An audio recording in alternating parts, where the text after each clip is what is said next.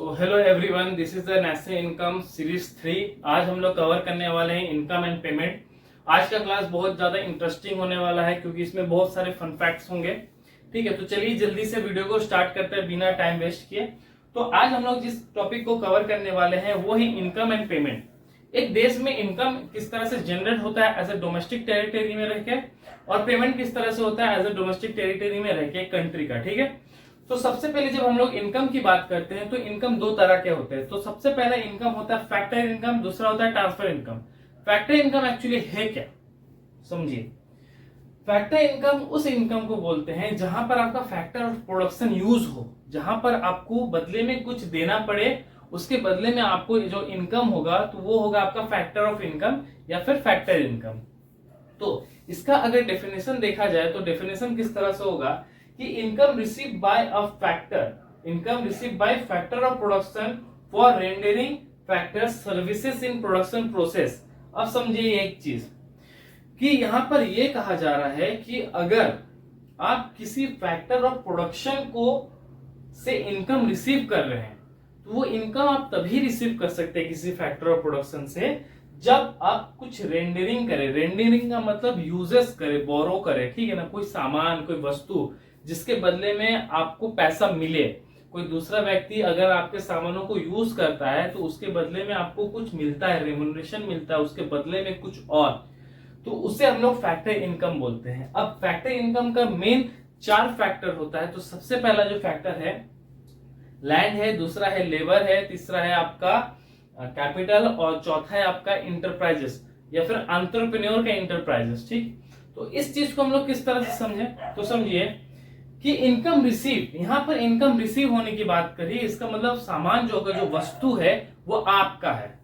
तो सबसे पहले अगर हम लोग बात करें रेंट, अगर रेंट में रिसीव कर रहा हूं तो उसके बदले में मैं जमीन दे रहा हूं, तो जमीन के बदले में मुझे रेंट मिल रहा है, तो ये रेंट मेरा फैक्टर इनकम है। क्यों? क्योंकि ये इनकम तभी हुआ जब यहाँ फैक्टर ऑफ प्रोडक्शन है। एक प्रोडक्शन करने के लिए किसी भी एंटरप्रेन्योर, किसी भी बिजनेसमैन को एक जमीन चाहिए होता है, तो मैंने उस एंटरप्रेन्योर, उस बिजनेसमैन को मैंने क्या दिया, जमीन दिया, जमीन के बदले में मुझे रेंट मिला और यहाँ पर एक्सचेंज हुआ तो वो मेरा फैक्टर ऑफ इनकम बन गया, फैक्टर इनकम बन गया। दूसरा क्या है, वेजेस। वेजेस क्या होता है, वेजेस एक्चुअली लेबर्स को दिया जाता है जब लेबर अपना फिजिकल एफर्ट लगा के मेरा किसी फैक्टर ऑफ प्रोडक्शन को प्रोड्यूस करे। ठीक है, तो समझिए कि मैं एक लेबर हूं और मैंने अपना फिजिकल एफर्ट डाल के एक फैक्टर ऑफ प्रोडक्शन को प्रोसेस किया, एक प्रोडक्शन किया, तो उसके बदले में मुझे वेजेस मिला। तो याद रखिए मैंने अपना फिजिकल एफर्ट दिया यहाँ पर, ठीक है ना, एक्सचेंज में मेरा क्या गया, फिजिकल एफर्ट गया, उसके बदले में मुझे क्या मिला, वेजेस मिला, तो वेजेस मेरा क्या बन गया, फैक्टर इनकम बन गया। ठीक है, तीसरा क्या है, कैपिटल। अब अगर मैं किसी बिजनेसमैन के बिजनेस में कैपिटल इन्वेस्ट करूं, पूंजी लगाऊं, तो आप लोग अकाउंट्स में ये पढ़े होंगे कि कैपिटल के बदले में इंटरेस्ट ऑन कैपिटल मिलता है। तो समझिए कि मैं अगर किसी बिजनेसमैन से अपने कैपिटल के बदले में इंटरेस्ट ले रहा हूं तो इंटरेस्ट के बदले में मैंने क्या दिया, कैपिटल दिया, कैपिटल के बदले में मुझे क्या मिला, इंटरेस्ट मिला, और यहाँ पर एक्सचेंज हुआ तो ये मेरा क्या हो गया, फैक्टर इनकम हो गया। और चौथा क्या, एंटरप्रेन्योर का इंटरप्राइजेस। इंटरप्राइजेस एक्चुअली गुड्स होता है जो मार्केट में हम लोग रिलीज करते हैं फॉर बाइंग एंड सेलिंग। तो समझिए कि अगर एंटरप्रेन्योर का इंटरप्राइजेस मैंने क्या किया, मार्केट में बेचा, तो उससे मुझे क्या मिलेगा, प्रॉफिट मिलेगा। तो यहाँ पर प्रॉफिट कमाने के लिए मुझे गुड्स को मार्केट में क्या करना पड़ा, छोड़ना पड़ा फॉर बाइंग एंड सेलिंग। तो यहाँ पर क्या है, प्रॉफिट मिला, प्रॉफिट के बदले में मैंने गुड्स दिया, तो यहाँ पर एक्सचेंज हुआ, तो एक्सचेंज के बदले में मुझे क्या मिला, फैक्टर इनकम मिला। ठीक, फैक्टर इनकम का सबसे पहला रूल, बदले में मुझे कुछ मिला तो वो इनकम होगा, और उसके बदले में मैंने क्या दिया, 4 फैक्टर्स दिया। ठीक, मेन फैक्टर्स क्या, लैंड, लेबर, कैपिटल और एंटरप्रेन्योर का इंटरप्राइजेस। ट्रांसफर इनकम एक्चुअली ये है क्या, ये वो इनकम होता है जिसके बदले में आपको किसी भी तरह का कोई भी रेम्यूनरेशन, किसी भी तरह का एक्सचेंज नहीं करना पड़े। ठीक, लेकिन उसके बदले में मुझे पैसे मिल रहे हैं। तो कैसे मिलते हैं, income receive without rendering any production services in return. अब समझिए एक चीज यहाँ पर कि यहाँ पर ये बोल रहा है कि इनकम आप रिसीव कर रहे हैं लेकिन किसी भी तरह का प्रोडक्शन सर्विस आपको रिटर्न में नहीं मिल रहा है। ठीक है ना, आप रिटर्न में नहीं दे रहे हो, लेकिन तब भी आपका क्या हो रहा है, ट्रांसफर इनकम हो रहा है, इनकम हो रहा है आपका यहाँ। तो सबसे पहला एग्जांपल क्या होगा, ये वन साइडेड रिसिप्ट होगा। एक्चुअली में अगर देखा जाए तो वन साइडेड रिसिप्ट, क्योंकि मुझे यहाँ पर सिर्फ इनकम हो रहा है लेकिन मेरे से यहाँ से बदले में कुछ जा नहीं रहा है। ठीक है, तो सबसे पहला क्या है, गिफ्ट। गिफ्ट मुझे मिल रहा है, उसके बदले में कुछ मैं दे नहीं रहा हूँ। चैरिटी। चैरिटी आप लोग जानते हैं कि बहुत सारे ऐसे उद्योगपति होते हैं जो चैरिटी डोनेट करते हैं, जो डोनेशन देते हैं, तो उसके बदले में भी उनको कुछ फायदा होता नहीं है, लेकिन वहां पर वो इनकम जनरेट हो रहा है, मेरे लिए इनकम जनरेट है। ठीक, पेंशन। एक सर्टेन टाइम के बाद एक सरकारी कर्मचारी का जो काम करने जो जॉब होता है वो छूट जाता है, वो खत्म हो जाता है उसका टेन्योर, लेकिन उसके बाद भी सरकार उसको इनकम देती है, लेकिन उसके बदले में वो व्यक्ति किसी भी तरह का अपना फिजिकल एफर्ट या मेंटली एफर्ट नहीं डालता है उससे काम को लेकर। तो ये भी एक ट्रांसफर इनकम है, मुझे यहाँ पर सिर्फ मिल रहा है, मैंने कुछ भी दिया नहीं। एक टाइम के बाद मैंने देना बंद कर दिया, तो वो क्या हो गया, मेरे लिए पेंशन हो गया। और चौथा क्या, पॉकेट मनी। पॉकेट मनी आप लोग यूजुअली जानते होंगे क्या होता है। जब मम्मी पापा आपको पॉकेट मनी देते हैं तो मम्मी पापा उसके बदले में कोई काम नहीं कराते हैं, तो वो पॉकेट मनी भी आपके लिए क्या हो गया, ट्रांसफर इनकम हो गया। तो एक चीज आप लोग समझ सकते हैं कि रेंट, वेजेस, इंटरेस्ट, प्रॉफिट, इन सभी चीजों के लिए आपको कुछ देना पड़ेगा, बदले में आपको रेंडरिंग करना पड़ेगा। ठीक है, जो फैक्टर ऑफ प्रोडक्शन के लिए यूज होगा।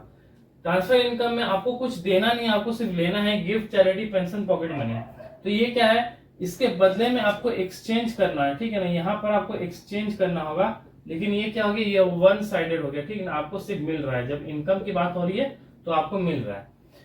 दूसरी तरफ है पेमेंट। पेमेंट एक्चुअली है क्या, factor payment, transfer payment. Factor payment का मतलब ठीक इसका ऑपोजिट, यहाँ पर आपको मिल रहा है, यहाँ पर आपको देना पड़ेगा। तो आप देंगे क्यों, क्योंकि आपको कुछ यूजेस करना है। ठीक है, आप लोग यहाँ से उल्टा समझ जाइए। आप लोगों ने रेंट दिया तो आपको रेंट मिला। ठीक है ना, आप लोगों ने लैंड दिया, अपना जमीन दिया, तो उसके बदले में आपको रेंट मिला। यहाँ पर क्या है, पेमेंट। पेमेंट का मतलब आपने रेंट दिया तब जाके आपको जमीन यूज करने मिला। ठीक है, लेबर ने अपना फिजिकल एफर्ट दिया तब उसको वेजेस मिला। ठीक, वेजेस यहाँ इनकम है, यहाँ पे इनकम है तो वेजेस को देखा जाएगा।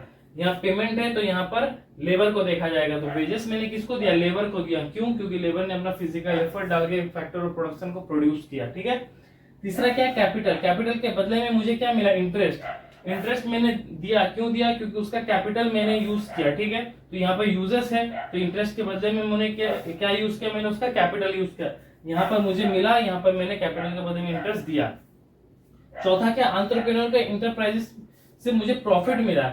यहाँ पर मुझे प्रॉफिट देना पड़ा, क्यों, क्योंकि मैंने एंटरप्रेन्योर का इंटरप्राइजेस को मार्केट में सेल किया, तो यहाँ प्रॉफिट देना पड़ा। तो एक चीज समझ सकते हैं कि इनकम की बात आती है तो रिसीव्ड होता है, पेमेंट की बात आती है तो पेड होता है। ठीक है, तो जो सेम चीज इनकम के टाइम है वो भी पेमेंट के टाइम है। लैंड, यहाँ पर भी आपका लैंड है, लेबर है, वहां पर भी लेबर, कैपिटल है, वहां पर भी कैपिटल है, एंटरप्रेन्योर के इंटरप्राइजेस, यहाँ पर भी एंटरप्रेन्योर के इंटरप्राइजेस। फर्क क्या है, यहाँ पर मुझे सब चीज मिला, यहाँ पर मैंने सब चीज दिया। ट्रांसफर पेमेंट क्या होता है, ट्रांसफर पेमेंट वो पेमेंट होता है जहां पर आपको कोई भी गुड्स एंड सर्विसेज एक्सचेंज नहीं करना पड़ रहा है। ठीक है ना, यहाँ पर ट्रांसफर पेमेंट आप सिर्फ पेड कर रहे हो। सरकार बहुत सारी ऐसे स्कीम्स होती हैं जहां पर आपको सिर्फ पेड करना पड़ता है, लेकिन सरकार उसके बदले में किसी भी तरह का गुड्स एंड एक्सचेंज रिसीव नहीं करती, एक्सचेंज नहीं करती। तो सबसे पहले क्या है, सब्सिडीज। सब्सिडीज एक्चुअली अगर देखा जाए तो गरीब लोगों को सब्सिडी दिया जाता है किसी भी चीज को खरीदने के टाइम पे।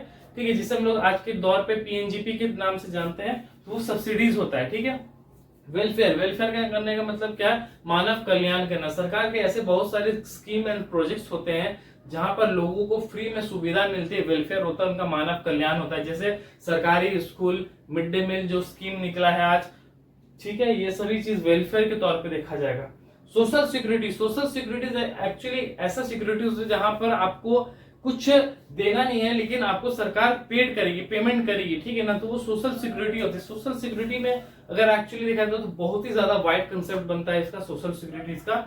जैसे आप बोल सकते हो कि आज अगर किसी पुलिस को या फिर कर्मचारी जो स्टाफ रहते, सरकारी कर्मचारी, पब्लिक जो फिगर आउट रहते हैं, उनको अगर किसी भी तरह का पॉलिसी जाहिर हो रहा है, उनको किसी भी तरह से पेमेंट हो रहा है, तो वो सरकार दे रही है। लेकिन सरकार दे रही है, उसके बदले में हमसे क्या ले रही है, टैक्स ले रही है। तो आप समझिए कि आप अगर एक 25 पैसे का टैक्स दे रहे हो तो उससे आप कितना ज्यादा बेनिफिट उठा रहे हो। तो वो पेमेंट होता है जिसके बदले में आपको किसी भी तरह का गुड्स एक्सचेंज या सर्विस एक्सचेंज नहीं करना पड़ता, लेकिन सरकार उसके बदले में आपको पेमेंट पेड करती है, जो आपके लिए फायदेमंद रहेगा। जैसे आप लोगों को बता ही दिया, सब्सिडीज आपको फायदा में है, वेलफेयर आपकी फायदा में है, सोशल वेलफेयर भी आपके फायदे में है।